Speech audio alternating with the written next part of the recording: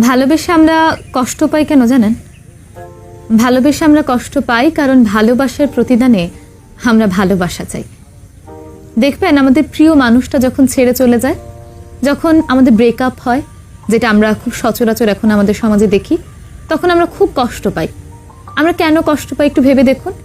আমরা কষ্ট পাই কারণ যাকে আমরা ভালোবাসি সেই মানুষটা আমার জীবনে নেই, সেই মানুষটা আমার সঙ্গে কথা বলছে না, সেই মানুষটা আমার সঙ্গে সময় অতিবাহিত করছে না।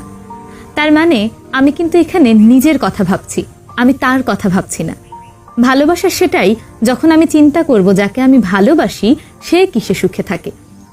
যখন আমাদের ভালোবাসার মানুষটা চলে যায় তখন আমরা শুধু এটাই চিন্তা করি সে আমার জীবনে নেই।